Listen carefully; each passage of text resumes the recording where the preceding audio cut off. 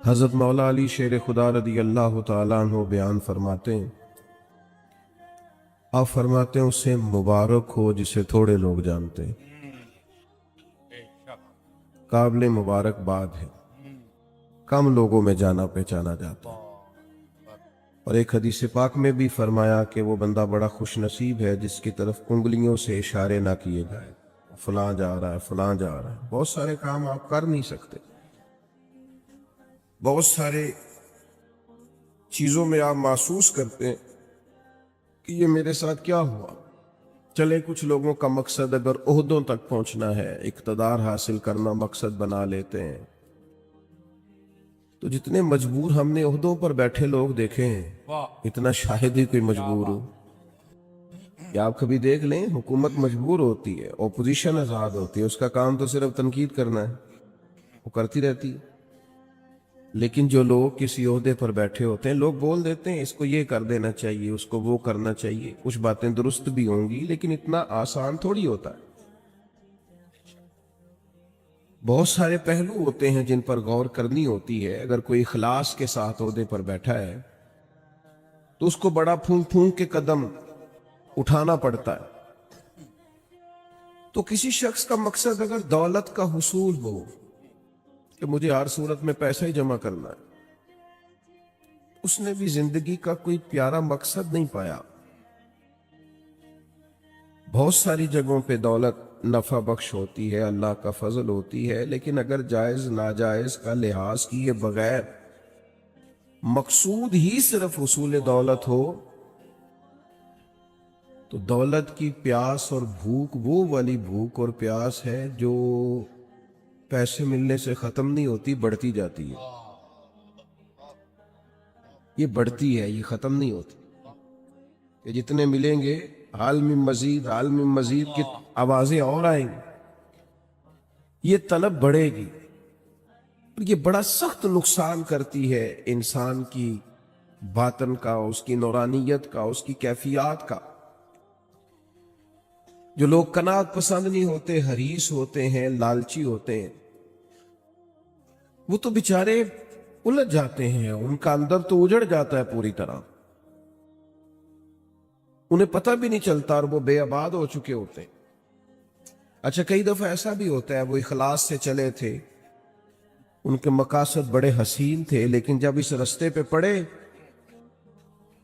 تو پھر مقصد بدل گیا، اللہ معاف کرے، پھر وہ حصول دولت، حصول دنیا، تو وہ اپنی بھی وہ کیفیت نہیں رہی ان کی، وہ خود بھی بے چین ہوتے۔ اور حدیث پاک میں موجود ہے، نبی کریم علیہ السلام نے فرمایا، دو بھوکے بھیڑیے، بھیڑیا ویسے ہی بڑا خطرناک ہوتا ہے، اور اگر اوپر سے بھوکا ہو تو بھیڑیا ویسے ہی خطرناک ہے، اور اگر بھوکا بھی ہو تو کریم فرماتے ہیں دو بھوکے بھیڑیے بکریوں کے ریوڑ میں کھلے چھوڑ دیے جائیں، کوئی روک ٹوک کرنے والا نہ ہو۔ فرمایا وہ دو بھوکے بھیڑیے بکریوں کے ریوڑ کا اتنا نقصان نہیں کرتے جتنی دولت اور شہرت کی محبت انسان کے دل کا نقصان کرتی۔ وہ اندر سے پورے طور پہ اجڑ جاتا ہے، اس کا باطن پورے طور پر تباہ ہو جاتا ہے، اسے پتہ ہی نہیں ہوتا۔ بہترین اور صاف ستھرے لباس کے پیچھے اس کی روح بے آباد ہو جاتی، کچھ بھی پاس نہیں ہوتا، ایک مشینی سی زندگی، آ رہا ہے جا رہا ہے، بیٹھا ہے بول رہا ہے، گفتگو کر رہا ہے، کاروبار کر رہا ہے، اس ملک میں ہے، دوسرے ملک میں ہے، 3-4 فون رکھے ہوئے، کسی کو کوئی بات بتا رہا ہے، کسی کو کوئی، صبح شام تک اسے یاد ہی نہیں رہتا صبح میں نے کیا کہا تھا، کیونکہ زندگی مشینی بن گئی ہے نا، الجھ سا گیا۔ تو یہ جتنے بھی مقاصد ہمارے ہاں لوگ پیدا کر لیتے ہیں، یہ سارے مقاصد بڑے تکلیف دہ ہوتے، لیکن اگر زندگی کا مقصد وہ حسین مقصد ہو جس کی طرف قرآن مجید نے رہنمائی فرمائی ہے، تو پھر انسان بڑا باطنی سکون محسوس کرتا ہے۔ اللہ تعالیٰ نے فرمایا، الذی خلق الموت والحیات لیبلوکم ایکم احسن عملا، فرمایا وہ ذات جس نے موت اور حیات کو پیدا کیا ہے تاکہ پتہ چلے تم میں اچھے عمل کون کرتا ہے۔ बेहतरीन किरदार कौन पेश करता है। एक बात याद रखिएगा, हर आदमी बासलाहियत होता है। बहुत अच्छे, वाह, हर आदमी में अल्लाह ने कोई ना कोई खूबी रखी हुई होती है। बहुत अच्छे, एक तो हम अपनी खूबी का पता ही नहीं करते। यानी हर देखें, मस्जिद के बाहर लिखा होता है मेरे जैसे मौलाना साहब का नाम फलां ने मस्जिद बनाई। हालांकि जो पूरी बिल्डिंग की तामीर के लिए चुपके से पैसे दे गया था, ये भी उसने कहा था कि मेरा जिक्र ना करना किसी के सामने। बहुत अच्छे, और मियाँ वो भी बड़ा बानी है इस इदारे का, वाह भाई वाह, उसका भी खासा हिस्सा है यहाँ। तो अगर किसी शख्स को ये सलाहियत मिली है कि वो खर्च कर सकता है, और किसी को ये सलाहियत मिली है कि वो आपको बेहतरीन राय दे सकता है, अच्छा मशवरा देता है, उसके पास ये सलाहियत है कि वो बारीक बीनी से सोच सकता है किसी शोबे में, और आपके साथ वो इस तरह की मुआमलत करता है, तो ये बहुत बड़ी सलाहियत है। लोगों में सलाहियत होती है, लेकिन हम क्या करते हैं, पहले तो सलाहियत को तलाश ही नहीं करते, सारी जिंदगी कहते रहते हैं असी तो माड़े बंदे हैं, कारी कुछ नहीं सकते, मैं तो गरीब आदमी हूं, कारी कुछ नहीं सकता। वो सादी शराजी रहमतुल्लाह अलैह की खिदमत में भी एक शख्स ने अपने दोस्तों का शिकवा किया था। उसने कहा था बड़े ही निकम्मे मेरे दोस्त, बड़े ही नकारा है, किसी काम के नहीं, किसी काम नहीं आते, बिल्कुल ही बेकार है। तो हजरत सादी बार बार समझाने लगे, फरमाया यूं नहीं कहते, कोई तो खूबी होगी। उसने कहा हुजूर कोई भी नहीं। फरमाया फिर भी ताल्लुक ना तोड़ना, अगर बुरे बदअकीदा नहीं तो ताल्लुक ना तोड़ना। सिर्फ कोई खूबी ना होने की वजह से ताल्लुक तोड़ रहे, हुजूर कोई खूबी नहीं। तो सादी फरमाने लगे सुनो, फिर भी ताल्लुक रखना, पानी जितना मर्जी मैला कुचैला भी हो, आग बुझाने के काम फिर भी आ जाया करता है। बड़ा मैला कुचैला है, गदला है, बेकार है, लेकिन आग बुझाई जा सकती है उससे। तो खूबियां होती हैं इंसानों में। पहली बात तो ये है कि हम ये जो शेख होते हैं ना, बुजुर्ग होते हैं, मुरब्बी होते हैं, हमारे मशाइख, ये बुनियादी तौर पर करते क्या थे, ये सामने वाले को आईना ही तो दिखाते थे, बताते ही तो थे कि तेरे अंदर खूबियां हैं, क्या बात, और वो खूबियां दिखा के उससे कोई ना कोई काम ले लेते थे। बड़े बड़े निकम्मे लोगों से काम ले लेते थे, उनको काम पे लगा देते, उनको तसल्ली देना, समझाना, उनको बार बार कायल करना। आजकल लोग मायूस करते हैं। हमारे पाकिस्तान के एक बड़े मारूफ कालम नवीस हैं, उन्होंने एक दफा कालम लिखा। वो तबसरा तो इस पर कर रहे थे कि मुल्क में चंद सियासी जमातों का राज है, किसी और को सामने नहीं आने देते। तो उन्होंने एक मिसाल लिखी, कहने लगे गांव का चौधरी इंतकाल कर गया, तो पोता अपनी दादी से कहने लगा अब चौधरी कौन बनेगा। तो उसने कहा जो चौधरी फौत हुआ है उसका बेटा। तो उन्होंने कहा अगर वो भी फौत हो गया, तो कहा उसका बेटा। वो भी फौत हो गया, तो उन्होंने मिसाल दी। तो आखिर में वो दादी कहने लगी पुत्र सारा पिंड भी मर जाए तू नहीं चौधरी बन लगा, तो ये चौधरी नहीं बनना है, तू फिक्र ना कर। तो उन्होंने मिसाल दी कि कुछ भी हो जाए, ये चंद सियासी लोगों ने आना है। तो मेरा कुछ राब्ता रहता था, मैंने उन्हें फोन किया, मैंने कहा आप कौम को मायूस कर रहे हैं, ये फिक्र पैदा कर रहे हैं आप हमारी नौजवान नस्ल में कि तुम आगे आ ही नहीं सकते। मैंने कहा तू मेरे साथ आ, मैं तुझे बताता हूँ गरीबों के बच्चे चौधरी बने हुए हैं, क्या बात, मैं तुम्हें बने हुए दिखाता हूँ, हमारी नजरों में आए। ये अपनी कौम की तरबियत कर रहे हो कि तुम कुछ भी नहीं कर सकते। बहुत अच्छे, तुम इनकी तरबियत करो कि उठ बांध कमर क्यों डरता है, फिर देख खुदा क्या करता है। हिम्मत दिलाओ, जद्दोजहद का जज्बा पैदा करो, इनके अंदर शौक पैदा करो, ये मेहनत करें, आगे बढ़े, मदद करने वाला अल्लाह है। इलाके में जो चौधरी कहलाते थे उनका बच्चा पढ़ा नहीं है, वो उसी कंपनी के दरवाजे पर गन मैन है, और इसी इलाके का जो गरीब कहलाता था उसका बच्चा पढ़ के उसी कंपनी के अंदर मैनेजर लगा हुआ है। तो आओ हम दिखाते हैं, आप लोगों को मायूस। तो एक तो सलाहियत को भांपे कि हम क्या किरदार अदा कर सकते हैं, वो वाला किरदार अदा करें। हम क्या ड्यूटी कर सकते हैं, वो वाली ड्यूटी करें। और फिर अपनी जो जिंदगी है, जो मकसद है, उसको सही जगह पे खर्च करें। गलत जगह पे इस्तेमाल। कुछ लोगों को अल्लाह सलाहियत देता है ना, बासलाहियत होते हैं, लेकिन वो अपनी सलाहियत का इस्तेमाल ठीक। अच्छा ये बताएं, जिसकी आवाज सुरीली होती है अपनी वजह से है कि अल्लाह की अता है? अल्लाह की अता है तो जो आखे मैं नात सुनांदा 60,000 लेना है, फिर वाह भाई उससे पूछा जाएगा कि ये आवाज सुरीली करने के तूने दिए कितने, पहले ये बताना। खुदा के बंदे, अल्लाह ने अपने फजल से सलाहियत दी है और तू गलत जगह पे इस्तेमाल कर रहा है, नोट कमाने लग गया। और फिर ये कि तेरे नखरा है कि वो संभाला नहीं जा रहा इल्ला माशाअल्लाह। और फिर ये कि जिस महबूबे पाक अलैहिस्सलातु सलाम की नात पढ़ के अल्लाह ने तुझे इज्जत दी है, उनकी सुन्नत का लिहाज तक नहीं तो करता, शरीयत का पास तक नहीं है तुझे। तो समझे चीजों को, अल्लाह ने सलाहियत अपने फजल से दी है। बड़े भाई होते हैं, 4 5 6 भाई हैं, लेकिन उनमें से अल्लाह ताला किसी को सलाहियत दे देता, आगे गुजर जाता है। अब वो क्या करता है, वो जनाब जिसको थोड़े से पैसे मिल जाए या मारूफ हो जाए या जाना पहचाना जाए, वो मशवरे दे दे के मार देता है।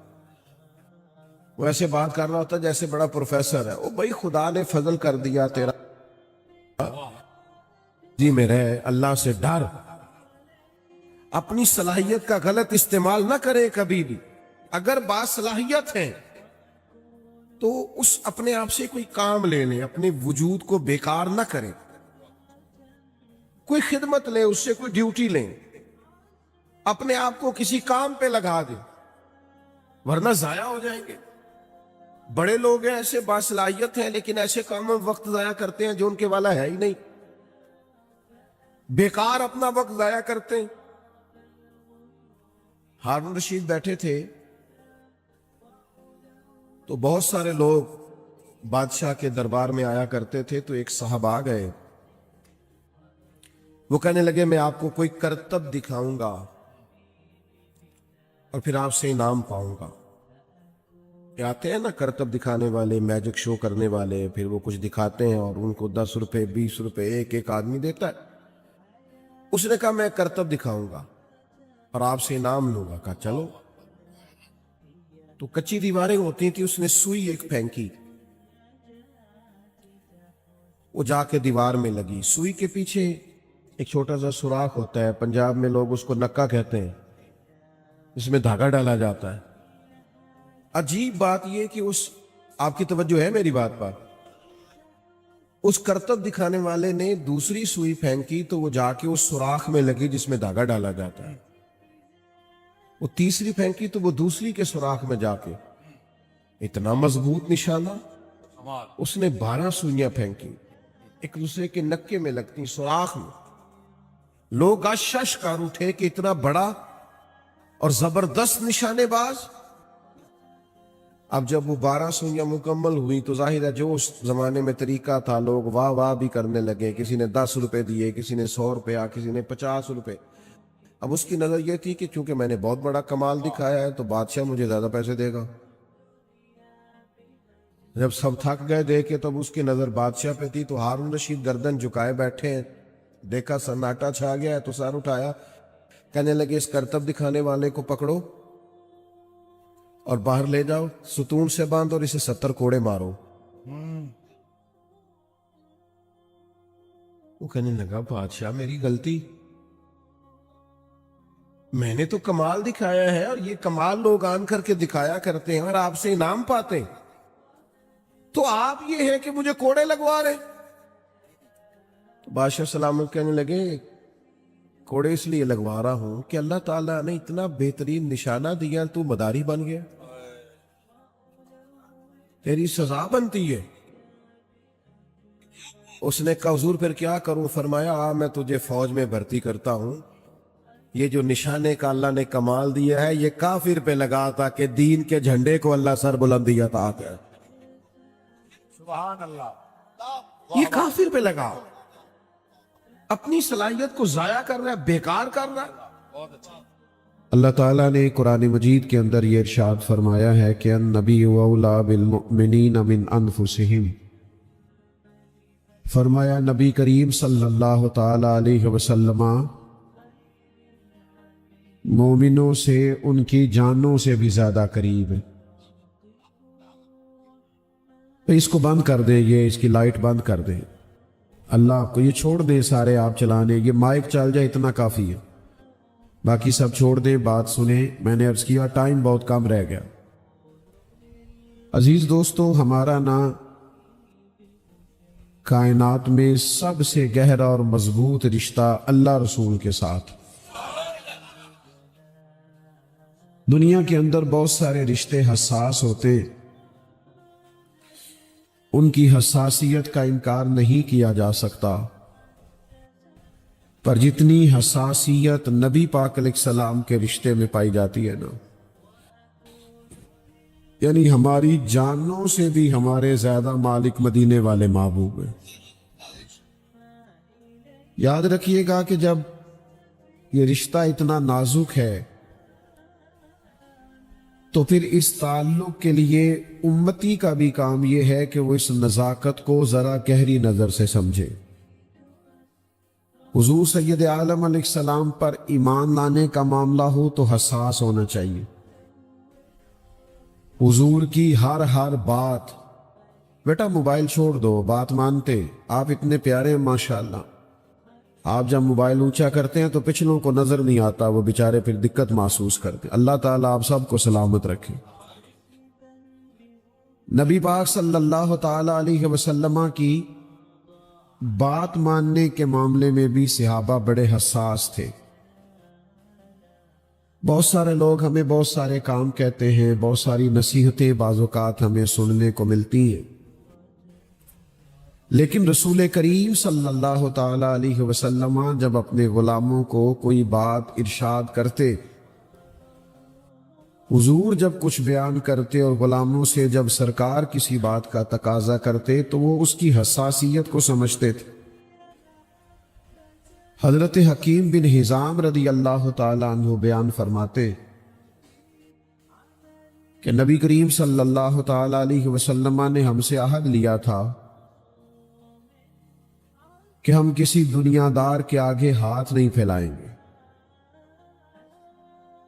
اپنا رجوع ہمیشہ اللہ رسول کی جانب رکھیں گے، دنیا داروں سے، مالداروں سے، سیٹھوں سے، نوابوں سے ہم کبھی ہاتھ پھیلا کے مانگیں گے نہیں۔ وعدہ ہو گیا، بیعت ہو گئی اس بات پر۔ فرماتے ہیں پھر ہمارا حال یہ تھا کہ اگر کوئی شخص گھوڑے یا اونٹ پر بیٹھا ہے اور اس کے ہاتھ سے درہ گر گیا ہے اور قریب اس کا غلام بھی کھڑا ہے تو اپنے غلام سے نہیں کہا کرتا تھا کہ درہ مجھے پکڑا دو، وہ خود گھوڑے سے نیچے اترتا تھا، خود اونٹ سے نیچے اترتا تھا، تو وہ درہ اٹھاتا تھا۔ جب سوال کیا جاتا کہ آقا میں قریب کھڑا تھا، میں غلام ہوں، مجھے آپ حکم کر دیتے، ارشاد کر دیتے، میں آپ کا درہ پکڑا دیتا، تو وہ کہتے کیسے تمہیں کہہ دیتے، ہم نے تو اپنے نبی پاک علیہ السلام سے وعدہ فرمایا ہے کبھی کسی دنیا دار سے سوال نہیں کریں گے۔ تو حضور کی بات ماننے کے معاملے میں حساس ہونا۔ آج کل نا مسلمان ہر ہفتے جمعہ پڑھتے ہیں، ہفتے میں ایک دفعہ جمعہ ہوتا ہے، عید کی نماز ہوتی ہے، مختلف محافل ہوتی ہیں، تو بہت ساری احادیث سنتے ہیں، بہت سارے ارشادات ہمارے کانوں سے آ کر کے ہماری سماعتوں کو معطر کرتے ہیں۔ تو چونکہ بہت ساری باتیں ہم سنتے ہیں تو وہ خاص حساسیت جو اس معاملے میں ہونی چاہیے کہ بندہ سمجھے بس مجھے حضور کا ارشاد پہنچ گیا، بس مجھے نبی پاک علیہ السلام کی بات آ گئی، بس حضور نے حکم دے دیا۔ یہ حساسیت بڑی ضروری ہے۔ یاد رکھیے گا کہ یہ نہیں ہو سکتا کہ ہم حضور کی احادیث کو، قرآن مجید کی آیات کو بھی معاذ اللہ صرف کانوں کی لذت کے لیے سنیں اور کہ ماشاءاللہ سبحان اللہ کیا بات ہے، کیا بات آپ نے بیان کی، لیکن اس کی جو خاص تاثیر ہے اور اس کا جو خاص درجہ ہے اور بندہ مومن کے دل کے اندر اس کے لیے جو خاص مقام ہونا چاہیے، جب تک وہ ہم اپنے اندر پیدا نہیں کرتے ایمان کی لذت نصیب نہیں ہو سکتی. آپ دیکھیے میں نے عرض کیا تھا خاموش، اور حضور وضو کر کے مسکرائے تھے. مجھے وجہ کر کے چونکہ رشتہ بڑا حساس ہے نا، یہاں معاملہ بڑا نازک ہے. حضور کے ساتھ غلاموں کے رشتے بڑے بلند ہیں. فرمایا پتہ کوئی نہیں کیوں مسکرائے تھے، لیکن چونکہ مسکرائے تھے میں تو فرض محبت ادا کر رہا ہوں، کسی کی ادا کو ادا کر رہا ہوں. تو عزیز یاد رکھیے گا کہ یہ خاص نزاکت ہے امتی کی حضور کے ساتھ، کہ مومن نبی پاک علیہ الصلوۃ والسلام کی بات غیر مشروط مانتا ہے. غیر مشروط، سمجھ میں آئے تب بھی، سمجھ میں خدا نہ خواستہ نہ آئے وہ کہتا بس میرے نبی کا حکم ہے، بس میرے محبوب نے اسے حکمت سمجھ میں خدا نہ خواستہ نہ بھی آئے. ہماری عقلیں چھوٹی ہوتی ہیں نا، بعض اوقات حکمتیں سمجھ میں نہیں بھی آتی، لیکن بات اللہ رسول کی ہے نا، اس کو فوراً قبول کیا جائے گا، فوراً مانا جائے گا، اور اس نزاکت کو سمجھا جائے گا.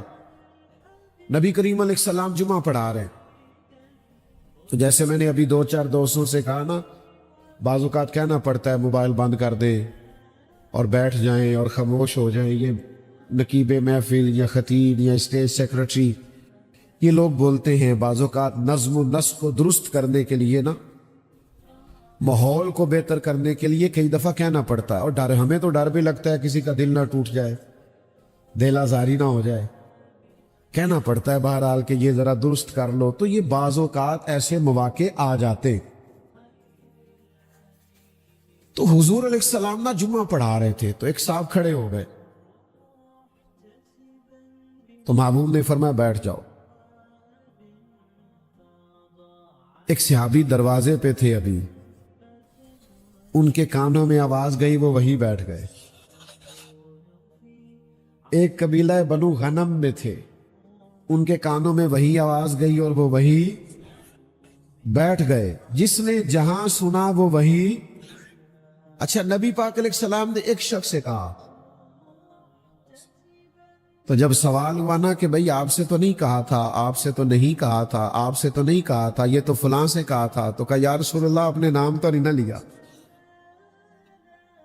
یہ محبوب کی بارگاہ ہے، بس اشارہ ہو گیا، بس حکم ہو گیا، بس ہم سمجھ گئے کہ کریم کی اس وقت رضا یہ ہے کہ بیٹھ جاؤ، بس حضور کی مرضی یہ ہے کہ بیٹھ جاؤ. تو چونکہ نام لیا نہیں، ارشاد فرمایا نہیں، تو جس کے کانوں میں آواز گئی نا، سانو قید سجن دا گہنا ہے، وہ جنج رکھے اساں اونج رہنا ہے. تو بس بات کانوں میں آ گئی، ختم ہو گیا معاملہ. حضور نے فرما دیا بیٹھ جاؤ، تو لہذا بیٹھ گئے. تو میں نے یہ باتیں 2-3 آپ کی خدمت میں عرض کی کہ زیادہ غلام زیادہ بحثیں نہیں کرتے کہ یہ کیسے ہوا، تو اس کی کیا حکمت ہے، تو اس کام میں کیا حکمت ہے. بس وہ سمجھتے ہیں ہمارے لیے ہمارے رسول کا حکم ہے، ہمیں ہمارے نبی پاک نے فرمایا ہے.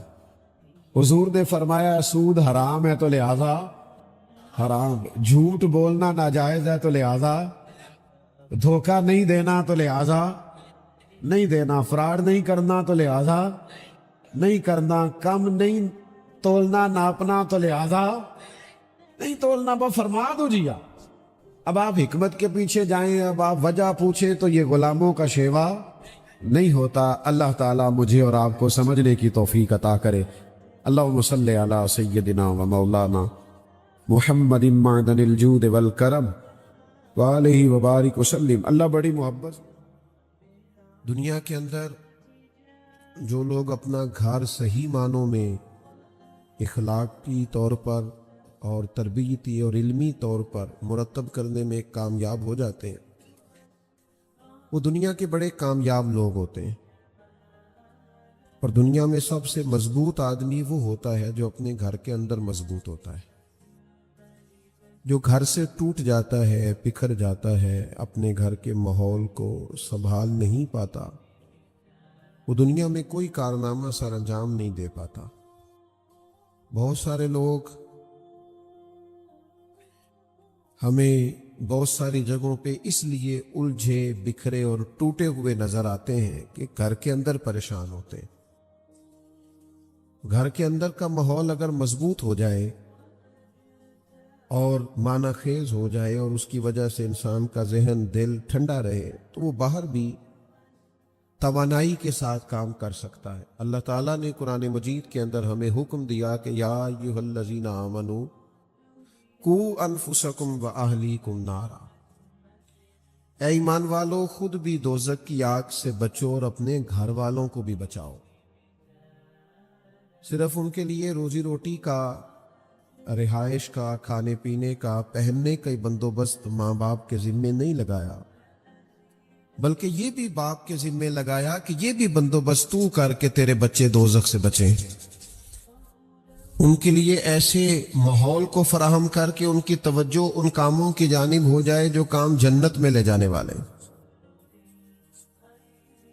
اے ایمان والو خود بھی دوزخ کی آگ سے بچو اور اپنے گھر والوں کو بھی بچاؤ۔ حضرت عمر فاروق رضی اللہ تعالیٰ عنہ اس آیہ کریمہ کے نزول کے بعد عرض گزار ہوئے کہ یا رسول اللہ صلی اللہ تعالیٰ علیہ وسلم، اس آیت کا معنی کیا ہے؟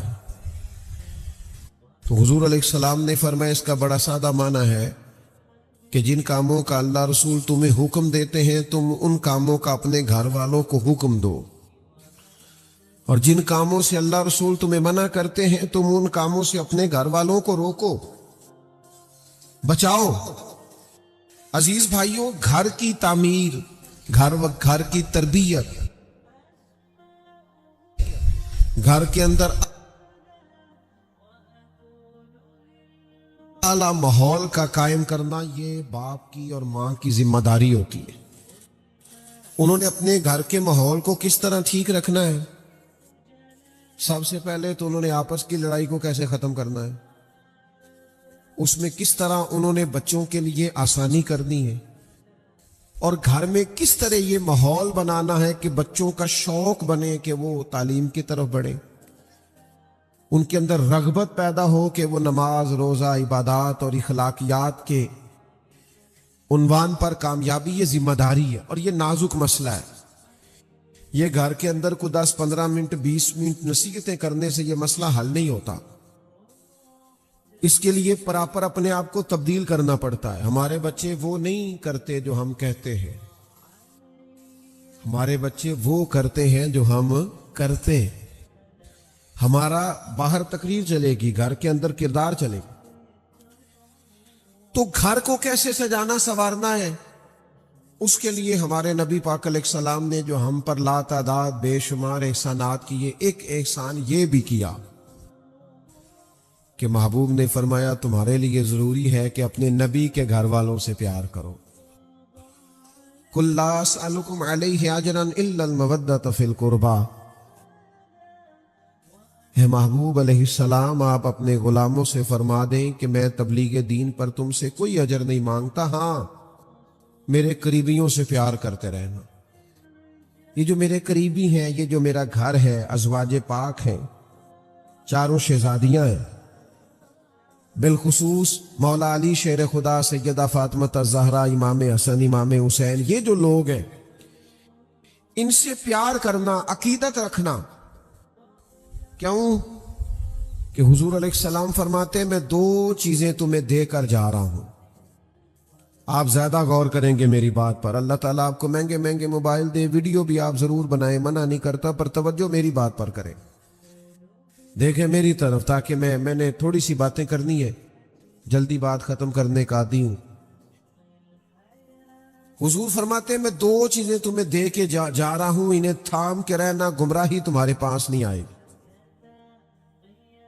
باتوں کو گہرائی سے سمجھا کریں، یہ 2 چیزیں جو پکڑ لے گا گمراہ نہیں ہوگا۔ یا رسول اللہ صلی اللہ تعالی علیہ وسلم کرم فرمائے۔ حضور فرمانے لگے کہ اللہ کی کتاب قرآن تمہیں دے کے جا رہا ہوں، اور دوسرا اپنا خاندان تمہیں دے کے جا رہا ہوں۔ میرے خاندان کی طرف دیکھنا، کردار و عمل دیکھنا، صبح شامیں دیکھنا. اگر ہم نبی پاک علیہ الصلوۃ والسلام کی جو آئلی اور ذاتی اور گھریلو زندگی ہے اس پر کبھی غور کریں تو نبی پاک علیہ السلام نے اپنا گھر کیسے سجایا سوارا اور ہمیں کیا تلقین ارشاد فرمائی، یہ قابل غور پہلو. اور میں پھر وہی بات دہراؤں گا کہ گھر سے مضبوط ہو گئے تو باہر بھی بڑے مضبوط ہو جائیں گے، لیکن اپنے پودے خشک رہے اور ادھر ادھر انسان باغبانی کرتا پھرے تو اسے کہا جائے گا یار تیرے اپنے پودے تو خشک ہو گئے ہیں اور تو دوسروں کو مشورہ دے رہا ہے کہ فلاں کام کرو گے تو پھل زیادہ آئے گا. تو اپنے گھر کے اندر بھی تو بہت ساری توجہ دے، اس پر بھی تو غور کر. اللہ کے پیارے رسول صلی اللہ تعالی علیہ وسلم کی مقدس زندگی میں آپ کو ملے گا کہ حضور اپنے گھر والوں کو وقت دیتے تھے.